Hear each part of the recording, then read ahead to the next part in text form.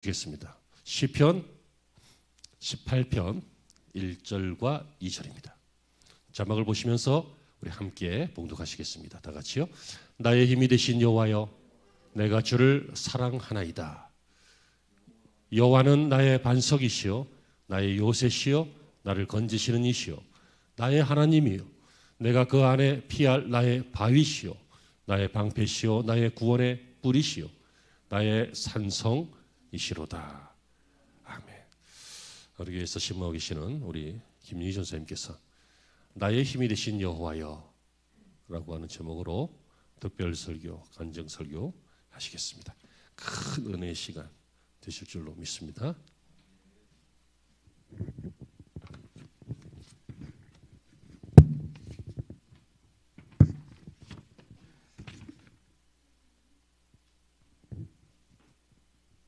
기도하시겠습니다. 나의 힘이신 여호와여, 내가 주를 사랑하나이다. 나를 사랑하시고 이전에도 살아 역사하시고 지금 이 시간도 살아 역사하시는 주님 감사합니다. 부족한 자 이 시간 나와 함께 하신 나의 힘이 되신 그 하나님을 간증하고자 합니다. 하나님, 사람의 말 하지 않게 하시고 사람의 말로 듣지 않게 하시고 하나님이 기뻐하시는 하나님의 말씀을 하게 하시고 하나님의 말씀으로 듣게 하옵소서. 감사드리며 다시 오실 예수님 이름으로 기도드립니다. 아멘. 할렐루야. 감사합니다. 오늘 2부에는 별로 안 계실 거라고 목사님이 그러셨는데 제가 계속 기도했어요.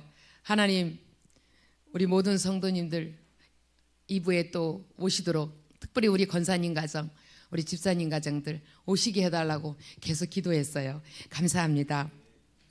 네. 오늘 읽은 시편 본문 말씀은 아까 1부에는 잠깐 설명을 못하고 바로 간증문에 들어갔는데 시편 28편 말씀은 전체가 다윗의 그 원수들과 사울에게 쫓긴 후에 나를 지켜주신 나의 반석이시고 나의 요새이시고 나의 피할 바위시고 나의 산성이신 그 하나님을 찬양한 말씀이에요. 이 시편 18편의 말씀은 읽을 때마다 너무 감사하고 이 하나님이 나의 하나님이시다. 이 하나님이 나와 함께 하신다. 그 하나님을 이 시간 간증코자 합니다. 지난번에 제 얘기를 잠깐 들으신 분도 계신데요. 저는 어렸을 때 예수님을 믿지 않는 우상을 섬기는 가정에서 이나 모녀의 세 번째로 태어났어요. 우상을 섬기는 거에 얼마나 섬기는지 할머니도 좀 약간 무당끼 비슷하게 이렇게 했고, 제가 어렸을 때 5학년 때 초등학교 5학년 시절부터 몸이 많이 아팠어요. 늘 불면증 때문에 잠을 못 자고 늘 체하고 어지럽고 기타 등등 특별히 말할 수 없는 그런 병명이라고 말할 수 없는데 늘 시들시들한 그런 어린아이였어요. 그래서 저희 엄마가 어떻게 하면 이 딸을 좀 건강에 낫게 해볼까, 용하다는 데 다 데리고 다니고 그러다가 이제 결국엔 간 게 뭐예요? 우상 앞에 데리고 갑니다. 무당 엄마에게 양딸로 보내요, 저를. 그래서 제가 그 무당들 그 초파일이니 먼 날 뭐 하잖아요. 그들 이렇게 법당을 차려놓고 그 앞에서 뭐 이렇게 하잖아요. 제가 그 앞에 무릎 꿇고 앉아 있어요. 그런 짓거리를 했어요. 우상, 하나님이 가장 싫어하죠. 1계명, 2계명 다 우상에 대한 얘기예요. 3계명, 여호와 이름을 망령되이 일컫지 말라 그랬어요. 하나님이 가장 싫어한 우상을 섬겼어요. 그 대가를 톡톡히 치르고 살았습니다. 그러다가 20대 초반에 20살인지 저저 20대 초반에 예수님을 믿게 됐어요. 자연스럽게 교회를 가게 됐어요. 외롭고 하니까 가서 처음부터 열심히 신앙생활을 했어요. 그러면서 이제 은혜도 받고 나름 은혜도 받고 기도도 하고 그러는데 어버이 주일이었던 것 같아요. 목사님이 설교를 하시면서 눈에 보이는 육신의 부모를 사랑하지 않고 섬기지 않으면서 눈에 보이지 않는 하나님을 어떻게 사랑하고 섬긴다 할 수 있느냐, 그 말씀에 제가 교회에서 처음으로 회개의 눈물을 흘리고 하나님 앞에 기도합니다. 왜냐하면 저희 친정아버지는 가부장적인 데다가 술, 담배, 폭력 이게 너무 심했어요. 하얀 거가 아버지 눈에 까맣게 딱 찍히면 그건 까만 거예요. 까만 거가 아버지 눈에 하얗게 딱 찍히면 그건 하얀 거예요. 아시겠죠? 실수를 용납하지 않고 이거 해서 혼나면 어떡하지? 늘 그런 속에 살았어요. 그래서 이제 청년 때 이제 그러면서 이제 제가 늘 아버지를 미워하고 원망하고 이렇게 살았단 말이에요. 그런데 그 말씀에 하나님 앞에 회개하고 아버지를 용서하고 눈물의 회개 기도를 합니다. 그러면서 이제 열심히 신앙생활을 해요. 기도 언덕하고 은혜도 받으면서. 그런데 늘 구원의 문제에 있어서 늘 고민을 했어요. 내가 정말 구원받은 백성인가? 늘 고민을 하게 되었어요. 그런데 이제 목사님이 그때도 부활주일이에요. 부활주일날 목사님이 구원에 대해서 예수님의 부활에 대해서 쭉 설교를 하시고 이 시간 구원의 확신을 얻고자 하는 사람 일어서세요. 일어서세요. 거기도 이제 조금 약간 큰 교회였으니까 일어서세요. 제가 기도해 드리겠습니다. 그래서 가슴에 손을 얹으라 그래요. 가슴에 손을 얹고 목사님이 이제 그 구원에 대해서 쭉 기도를 합니다. 축복 기도를 쭉 하는데 기도를 하는데 그 순간 제 안에 무거운 모든 짐이 하늘로 쫙 올라가는 감동을 주십니다. 그래서 내 모든 짐을 예수님이 십자가에 못 박혀 돌아가심으로 다 해결해 주셨구나. 할렐루야 감사합니다.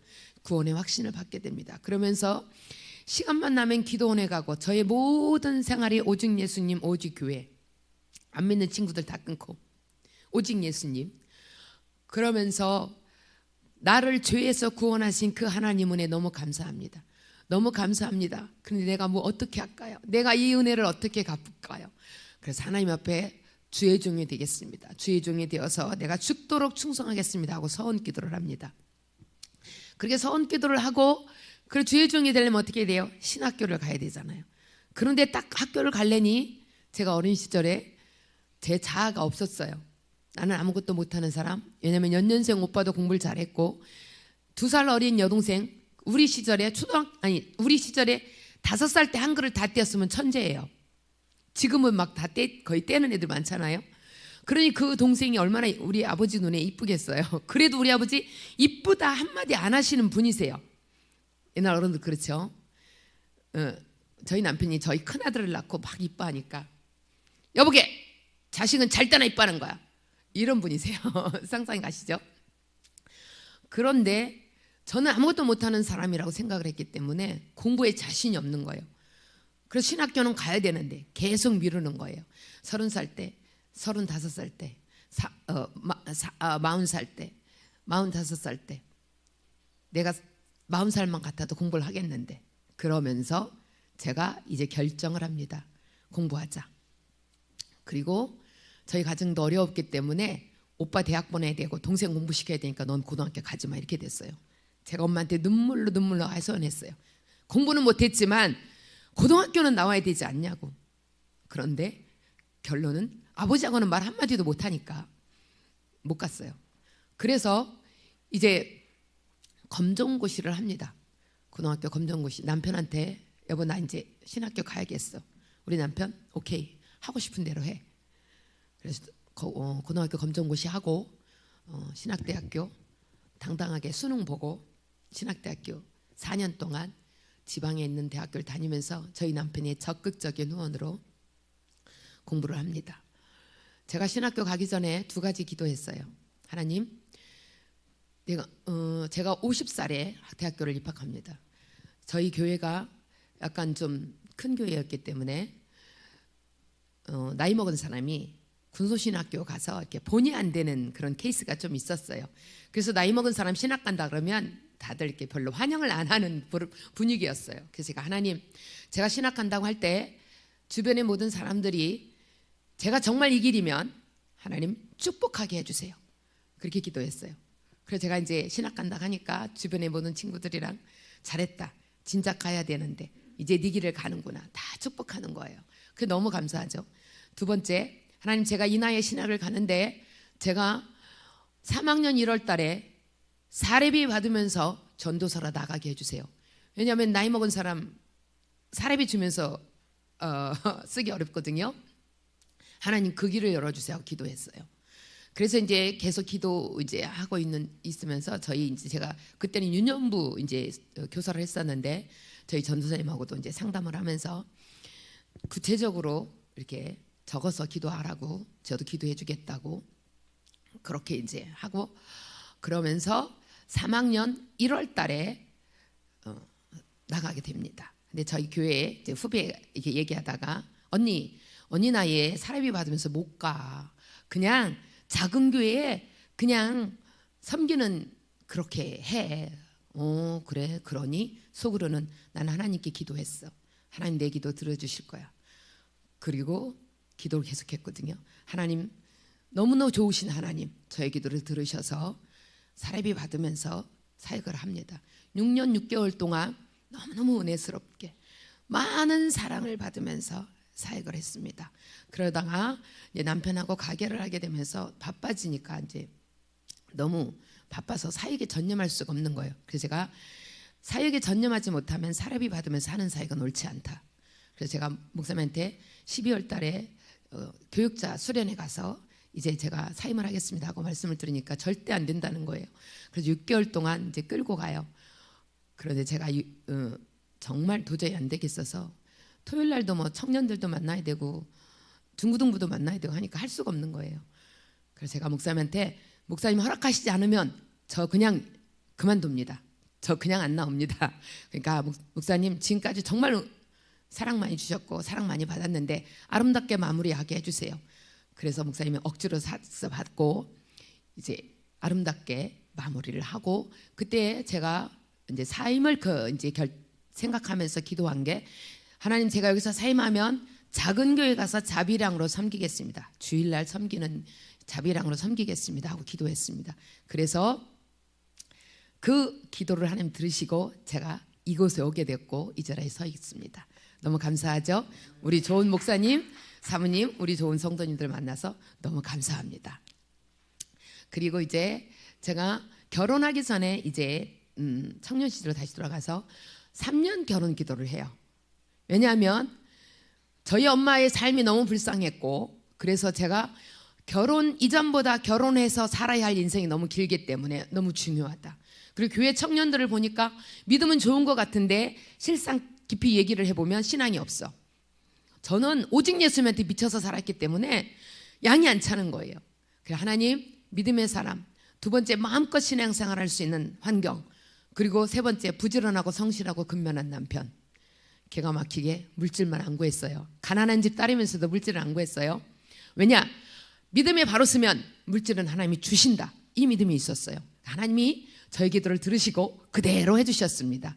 그래서 제가 결혼해서 믿음 생활을 하는데 밤중이든 새벽이든 어느 때든 하나님 일을 하는데 저희 남편 한 번도 태클을 걸어본 적이 없어요. 마음껏 신앙생활을 했습니다. 그러면서 이제 사는데 제가 아까 우상 섬겼다 그랬죠? 그 대가를 톡톡히 치릅니다. 물질은 안 되는 거예요. 우상 섬기면 잘 기억하세요. 하나님, 물질 섬기면, 아니, 우상 섬기면 물질이 막힙니다. 우상 섬기면 자녀가 안 됩니다. 우상 섬기면 가족에 중독자가 생깁니다. 분명해요. 그 우상의 죄악이 다 떨어지기까지 엄청난 시간이 걸리고 엄청난 대가를 치러야 돼요. 저는 제가 믿음의 일대예요. 제가 믿음의 일대여서 제가 처음에 은혜 받고 기도한 게, 교회에 기도하는 권사님들 너무 부러웠던 거예요. 하나님, 우리 엄마가 저렇게 기도하는 엄마가 되게 해주세요. 눈물로 기도했어요. 날마다 가족 구원을 위해서 기도했어요. 기도하는 엄마 되게 해주세요. 우리 아버지 예수 믿는 것들 다 도둑놈들 이래가면서 욕했던 분이에요. 그렇게 눈물로 기도했어요. 하나님 그 기도도 들어주셨어요. 모든 가족 구원해 주셨고요. 제가 한 게 아니에요. 하나님 하셨어요. 저희 엄마 기도하는 엄마가 됐어요. 예수님 믿기로 결단하고 다음 날부터 새벽 기도, 저희 엄마가 아침잠이 많은 분인데 다음 날부터 새벽 기도 결단하고, 그리고 헌금 생활 결단하고, 딱 그렇게 결단하셨어요. 그래서 저희 엄마 기도로 이제 또 삽니다. 그런데 아버지가 그렇게 우상을 섬겼던 아버지와 가족들, 제가 섬겼던 그것 때문에 수십 년을 물질에 어렵게 살았어요. 그래서 너무너무 갈등이 많았어요. 하나님, 내가 오직 예수님으로 사는데, 그때는 우상을 섬기기 때문에 이 죄악이 대가라는 생각을 못했어요. 하나님, 내가 믿음 생활을 잘못하고 있나요? 자타가 공인하는 오직 예수님으로 살아가는 김윤희, 왜 이렇게 물질이 안 풀려요? 돈 벌어보겠다고 투자해서 날리기도 하고 참으로 많이 많이 헤맵니다. 그리고 삶을 사는데 물질로만 있는 게 아니에요. 자녀 교육하는데 또 어려움이 옵니다. 여러 가지 어려움들이 옵니다. 그때마다 눈물로 기도합니다. 하나님, 이게 뭐예요? 내가 믿음 생활 잘못하고 있나요? 하나님, 내가 뭘 바로 해야 되나요? 뭐가 문제인가요? 하나님, 이게 뭐가 문제인가요? 그러면서 날마다 눈물로 기도하고 수년을 지냅니다. 그 수년을 지내면서 하나님이 나를 겸손케 하시고 우상을 섬긴 죄악의 대가라는 걸 알게 하십니다. 그래서 철저히 회개하고 또 회개하고 또 회개하고 그러면서 사랑합니다. 사랑하는 성도 여러분, 어려움이 있습니까? 그 어려움 가운데서 주님을 만나세요. 주님은 임마누엘에 함께 하시는 주님은 언제나 우리와 함께 하십니다. 그리고 그 어려운 순간 그곳에서 하나님을 만나기 원해요. 그리고 그 어려움을 통해서 나의 교만함을 꺾습니다. 내 교만함이 꺾어지고 나를 보게 하십니다. 그렇게 어려움을 극복하는 삶을 쭉 살아옵니다. 제가 그렇지만 사역지에 가서 이제 섬기면서 어느 순간부터 하나님, 너 이렇게 부족한 자 사례비 받으면서 이렇게 사역하는 게 너무 감사해서 어느 순간부터 하나님 배에 제가 받는 사례비를 이제 거의 다 드리게 됩니다. 11조, 감사헌금, 절기헌금, 건축헌금, 강단 꽃꽂이. 그 교회는 뒤에 이제 강단 꽃꽂이 이렇게 리스트가 이렇게 쭉 해놔요. 그러면 자기가 뭐 이제 결혼기념일, 무슨 행사, 무슨 가정에 축하받을 일 이럴 때 자기가 이제 이렇게 쭉쭉쭉 써요. 거기 이제 관리 집사님이 있고 하니까 이제 그 몇 주 만에 한 번씩 이제 곧 바꾸기 때문에 자 이렇게 써요. 그럼 제가 몇 주 빈칸마다 제 이름을 씁니다. 그래서 제가 섬겼어요. 그렇게 섬기는데 저희 남편 예수님 믿지 않는 그 친구들은 그런 대로 잘 살아가는데 오직 예수님에 미쳐 사는 우리 가정은 이렇게 어려우니까 남편도 갈등을 하는 거예요. 헌금 그 돈 적금을 두면 더 당장 눈에 이렇게 보태지는데 그 남편한테 혼나기도 하고 알게 하고 모르게 하고 하나님, 이건 하나님 것입니다. 주인이 하나님이십니다. 그렇게 드립니다. 하나님은 그렇게 드렸던 거 결코 헛되지 않게 하십니다. 제가 사임하면서 퇴직금 받은 모든 것까지 250만 원 돈도 다 드리고 왔어요. 근데 그때도 빚이 없었냐? 빚이 있었어요. 물론 이제 조금씩 해결되기 시작했어요. 그렇게 드렸을 때 하나님은 기억하셨습니다. 갚아주시는 하나님을 만났습니다. 그 하나님께 영광 돌립니다. 하나님이 하셨습니다. 제가 주의 종의 서원을 놓고 기도하였을 때 하나님이 또한 말씀으로 응답하신 게 아가서 2장에 10절에서 13절 말씀에 나의 사랑 내 여분자야 일어나 나와 함께 가자였어요. 일어나 나와 함께 가자. 그런데 제가 이제 이렇게 기도하시는 목사님들 이렇게 저를 위해서 기도해 주면 이 말씀을 꼭 하시는 거예요. 너무 감사하죠. 사랑하는 성도 여러분, 복 받기 원하십니까? 복 받기 원하십니까? 저도 복 받기 원해요. 돈 좋아하십니까? 저 돈 좋아해요. 세상에서 하나님 자리에 앉아 있는 게 뭐예요? 돈이에요. 세상에 돈 아니면 돈으로 해결되지 않는 게 세상에 없어요. 그죠? 근데 돈으로 해결되지 않는 거 구원은 해결되지 못해요. 돈으로 병원 가서 생명 연장시킬 수는 있어요. 그렇지만 죽음을 면하지 못해요. 복 받기 원하십니까? 첫째, 예배에 목숨 거세요. 예배에 목숨 거는 건 하나님이 가장 기뻐하는 길이에요. 너무 안타까운 게 코로나 때문에 교회 오지 않는 거. 주님이 눈물로 보고 계십니다. 한국 교회를 보면서 주님이 눈물로 보고 계십니다. 주님이 피눈물을 흘리고 계십니다. 그 심정을 아십니까? 질병본부청에서도 발표했어요. 작년에 예배 드리면서는 마스크 쓰고 예배 드리면서 코로나 전염된 사람 한 명도 없다. 질병청에서도 발표했어요.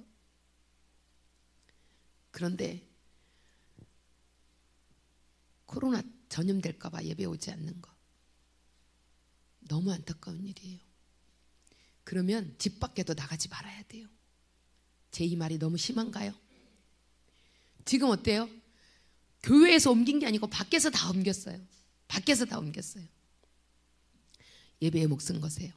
첫째, 교회에 발을 딛기, 교회에 모이기를 힘쓰세요. 두 번째, 집에서 예배에 힘쓰세요. 세 번째, 삶 속에서의 예배입니다. 바른 예배를 드리는 사람은 삶이 달라져요. 바른 예배를 드리는 사람은.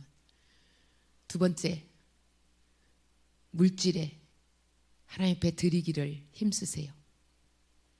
11조, 감사헌금, 주일헌금, 절기헌금. 저는 여러분들이 11조 하는지 안 하는지 몰라요. 제가 전에 교회에서도 교인들하고 친하게 얘기를 별로 안 해요. 왜냐? 안 해야 제가 강대상에서 마음껏 설교할 수 있어요. 몰라야 누구한테도 타겟하지 않고 마음껏 설교할 수 있어요. 11조에 목숨 거세요. 11조 처음 시작이 창세기 15장 아브라함에게 또 시작했어요. 말라기 3장 읽어보세요. 너희가 하나님의 것을 도둑질하였다. 11조와 봉헌물, 그리고 구약에 보면 여호와 앞에 빈손으로 나오지 말라고 써 있어요. 저는 제가 그렇게 하나님 앞에 드리면서 하나님은 분명히 갚아주신다는 믿음이 있었어요. 하나님 분명히 갚아주십니다. 당신 친구들 지금은 우리보다 나은 것 같지만 하나님이 분명히 갚아주십니다. 그렇게 확신하고 살았었어요. 물론 갈등이 있었죠. 고민이 있었죠. 그렇지만 제가 만난 하나님은 살아계신 하나님, 제가 만난 하나님은 나와 함께 하시는 하나님, 제가 만난 하나님은 갚아주시는 하나님, 사랑하는 딸아 내가 너와 함께 하겠고 내가 너를 지켜주고 내가 너의 모든 기도에 응답하신다고 하나님 끊임없이 저에게 말씀하셨어요. 그 하나님을 저는 믿었습니다. 그래서 하나님 은혜로 가게를 하게 되었고 모든 빚을 갚게 되었고, 그리고 하나님의 축복하심으로 작은 집도 사고 작은 땅도 사고 차도 좋은 차도 바꾸고 물론 대출은 끼고 왔지만 대출을 있어도 내가 그 빚을 갚을 수 있는 능력이 된다는 거예요. 그러니까 그게 무섭지가 않은 거예요. 제가 2년밖에 안 된 소나타 저희 아들에게 딱 선물로 줬어요. 우리 아들 며느리 아기 난 기념으로 선물로 줬어요. 그리고 저희 그랜저로 바꿨어요. 제가 너무 감사한 거예요. 사랑하는 성도 여러분, 처음에 내가 물질 헌신할 때는 내 걸 희생해야 돼요. 내가 먹을 것 안 먹고요, 내가 입을 것 안 입고요, 내가 쓸 것 안 쓰고요, 내가 희생해야 돼요. 그러면 주변 사람이 볼 때 바보 같아요. 내가 생각해도 어느 순간 내가 바보 같아요. 내가 헌신해야 돼요. 그런데 어느 순간부터는 하나님이 나도 누리게 하세요.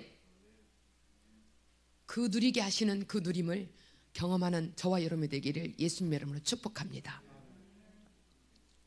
하나님 이것을 도둑질하지 맙시다.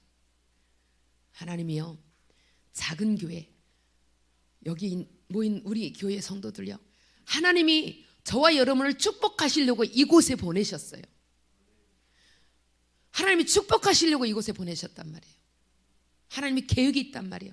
그런데 내가 헌신하지 않으면 그 축복을 반밖에 못 받아요. 정말로 반밖에 못 받아요. 이 우리 교회에 교인이 10명이면 10명에게 하나님이 축복하셔서 온전한 11조를 하면 교회 어렵지 않습니다. 주의 종이 어렵지 않습니다. 하나님 분명히 성경에 보면 제사장을 굶기지 말라 그랬어요. 그런데 누군가는 11조 하지 않고 하나님이 그것을 도둑질하고 있기 때문에 어려운 거예요. 제가 더 심한 말씀을 드리면 사모님이 직장 나가지 말아야 돼요. 근데 요즘은 직장 나가는 게 그냥 보편화가 되어서 사모님이 교회에서 눈물로 성도들을 위해서 날마다 기도하고 살아야 돼요. 그 기도의 열매를 성도들이 먹어야 돼요. 물론 특별히 하나님이 필요해서 세상에서 이렇게 일을 하게 하시는 분도 계시더라고요. 제가 드리는 이 말씀을 들으면서 한 분이라도 시험 들지 않기를 예수님 이름으로 축복합니다. 그래서 정말로 그 은혜를 누리시기를 바랍니다. 그래서 살아계신 하나님을 만나는 저와 여러분이 되시기를 예수님의 이름으로 축복합니다. 예수님 이 시대에 교회에 오시면 어디 앉으실까요? 제가 1부 때 이 말씀을 못했는데 어디 앉으실까요? 저는요, 제가 농담을 별로 못하는 사람이에요. 그래서 설교하면서도 제가 많이 이렇게 웃으려고 좀 애쓰는데 오늘 제가 막 너무 심각하게 얘기한 거 있는 것 같아서 예수님이 어디 앉으실까요? 앞자리? 뒷자리? 강대산? 아닙니다. 땡, 틀렸습니다. 헌금함 옆에 앉으실 겁니다. 제 얘기인가요? 제 얘기가 아니에요. 마태복음, 잠깐만요. 지금 까먹었어요. 마태복음인가?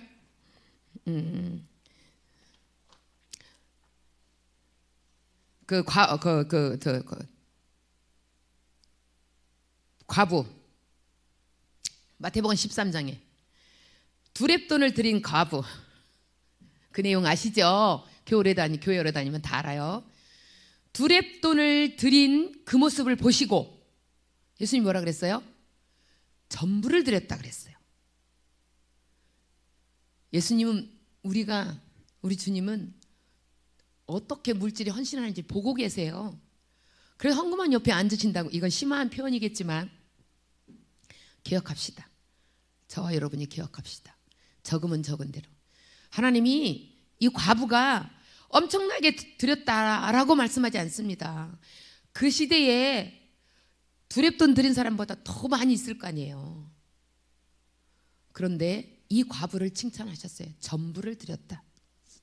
사랑하는 성도 여러분, 오늘 이 부활절을 계기로 저와 여러분이 믿음 생활이 더 달라지기를 예수님 이름으로 축복합니다. 잘 나갈 때 더 하나님 앞에 엎드리자가 제 모토예요. 제가 청년 때 저희가 예배만 끝나면 기도실에 가서 기도하고 저희 기도 멤버가 있었어요. 권사님이랑. 그러면 다른 또 권사님들이 아이고야 나도 젊을 땐 그렇게 했다. 그럼 당신들은 기도 안 해요? 별로 기도 안 해요? 그 교회 그렇게 작은 교회는 아닌데 철학 기도가 없었어요.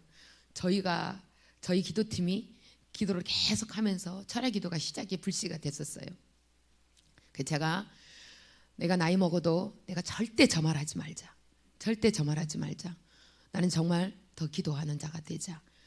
절대 저 말하지 말자. 저 지금 잘 나가요. 저희 남편한테 당신 교회는 크니까 부자니까 11전금 우리 교회 다 해. 아니래요. 자기 교회도 해야 된대요. 그래서 저희 남편 교회에 제가 이게 자랑이 아니고 그냥 여러분들에게 제 간증을 다 하는 겁니다. 저희 남편 교회에 100만 원을 드리고요. 나머지를 저희 교회에다 합니다. 그럼 어떤 때는 제가 여기 11조를 몇십만 원 할 때도 있고 어떤 때는 100만 원 할 때도 있고 어떤 때는 뭐 100몇십만 원 할 때도 있고 제가 최고 200만 원도 해봤나요? 여기에다가 기억 안 납니다. 어쨌든 하나님이 정말로 부어주시고 계십니다. 내가 한 거 아니에요. 제가 가게 시작할 때 돈이 없었어요. 저희 동생한테 2천만 원 빌렸어요. 저희 동생이 전화가 잘 안 되는 애예요. 학교 선생님인데 그 공부 잘하는 천재. 근데 그날 딱 전화했는데 전화를 딱 받는 거예요. 그래서 야 형부가 이렇게 한다는데 2천만 원만 빌려줘. 언니 너 없는데. 야 어떻게 만들어. 알았어 약간 대출해서 줄게. 이렇게 했어요. 그런데 그 빚을 다 갚았습니다. 엄청난 빚을 다 갚고 지금은 저도 누리기도 하고 저희 자녀들에게 베풀기도 하고 너무 감사한 게 저희 두 아들이 신혼부부 아파트가 다 당첨이 됐어요. 천안에, 작은 아들은 파주에. 둘 다 저희가 몇 천만 원씩 이렇게 지원을 해줄 수가 있게 되었습니다. 물론 또 이제 더 갚아가야 할 것도 있지만 너무너무 감사합니다. 제가 5년 안에 되어지리를 놓고 매일 기도합니다. 여러 가지가 있는데 물질에 대한 것만 말씀드릴게요. 하나님 3년 안에 11조와 모든 걸 포함해서 월 500만 원 이상 하나님 앞에 드리게 해주세요. 또 하나님 5년 안에 모든 걸 포함해서 1,000만 원 드리게 해주세요. 그렇게 기도합니다. 제가 지금도 선교 헌금, 구제 헌금, 교회에 하는 것 말고 또 이렇게 여러 곳에 하고 있어요. 저희 남편이 2년 몇 개월 동안 돈을 못 벌었을 때 그때는 정말 11조를 못했어요. 근데 돌이켜 보니까 11조는 못했지만 빚을 내서라도 굶고는 안 살았단 말이에요. 그래서 제가 몇 달 전에 어느 교회 세우는 곳에 이렇게 제가 회개 예물로 드립니다 하고 100만 원을 보내드렸어요. 회개 예물로 드립니다. 그리고 또 40일 아침 금식하면서 금식의 예물을 드립니다 하고 그곳에 또 40만 원을 보내드렸어요. 제가 지금도 어떤 건 남편한테 말하고 저희 남편 돈에 굉장히 이런 분이세요. 왜냐? 너무 어렵게 살았기 때문에. 결혼 기도를 물질만 안 구했더니 그 기도대로 세상 말로 찢어지게 가난한 집에 6남매의 장남한테 시집을 갔단 말이에요. 상상이 가시죠? 그런데 제가 너무 감사한 게 돈 때문에 불행하다고 생각을 안 해봤어요. 없지만 감사하게 살았습니다. 그런데 하나님 본이 되지 않는 거에 대해서 늘 고민이 있었어요. 본이 되지 않는 거. 지금은 하나님이 이렇게 채워주셔서 제가 저희 아이들한테 수없이 계속 하나님이 채워주시는 걸 얘기하고 그리고 하나님을 나눕니다.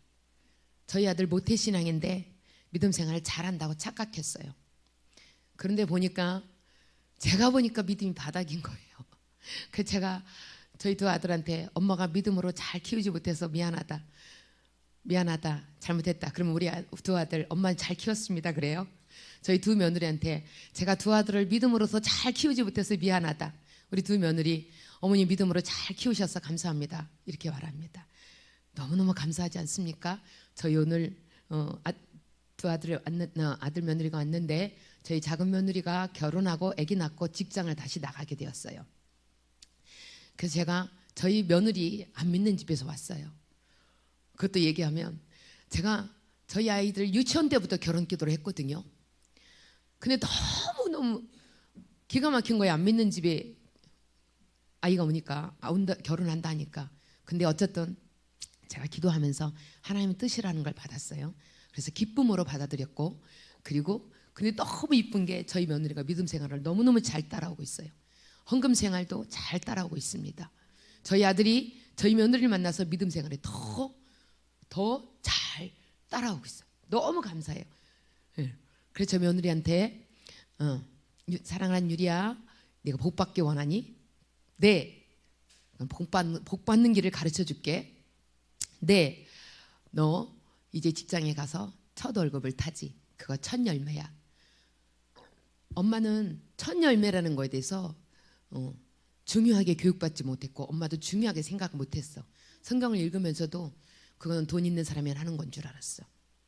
근데 엄마와 같은 잘못을 너는 하지 않았으면 좋겠다. 그래서 첫 열매 하나님 앞에 드리자. 네가 안 받았다고 생각하고 드리자. 그래도 우리 며느리 두 말 없이 네 알겠습니다.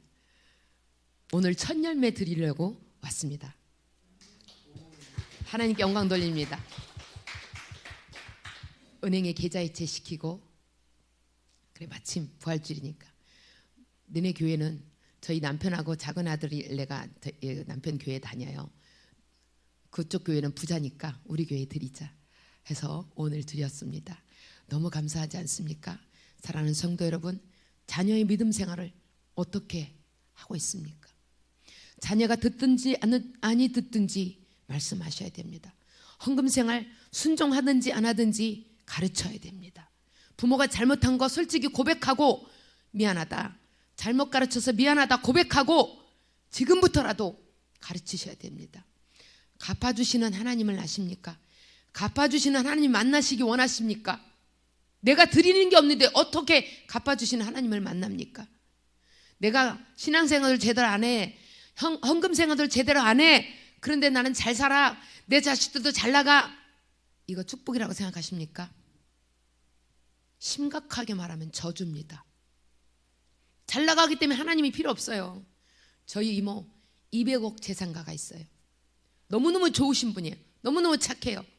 너무너무 좋으신 분이에요. 하나님 필요성을 못 느낍니다. 신앙생활 잘하고 잘하는데도 물질이 어려워. 염려하지 마세요. 하나님은 내가 인내의 잔이 차기까지 하나님 기다리십니다. 그러면 하나님이 기다리면 나에게 갚아주십니다. 다만 내가 해야 할 기도는 하나님 이 고난의 이 자리에 하나님 내가 어떻게 이겨내야 되고 어떻게 헤쳐나가야 되는지 하나님 지혜 주세요. 지혜를 구하세요. 그리고 원망하지 말고 불평하지 말고 감사하세요. 감사하세요. 감사하시면 그 감사의 열매를 내가 따먹고 내 자식이 따먹습니다. 아멘. 그 하나님을 만나시기를 예수님의 이름으로 축복합니다. 그래서 우리 모두 날마다 하나님을 간증하는 살아계신 성도님 되시기를 예수님의 이름으로 축복합니다. 기도하시겠습니다. 하나님 감사합니다. 감사합니다. 감사합니다. 이 시간도 예수님 이름 의지하고 기도합니다. 이 시간 혹시라도 두서없이 전한 거 잘못 전한 거 있거든 제하여 주시고, 혹시라도 누구라도 상처받지 않게 하시고 시험 들지 않게 하시고 하나님 도전이 되는 귀한 계기가 되길 원합니다. 그래서 저와 우리 모든 성도님들이 이 부활절을 계기를 통하여서 다시금 살아나고 회복되고 하나님을 간증하는 모든 성도가 되기를 살아계신 예수님, 다시 오실 예수님 이름으로 기도합니다. 아멘.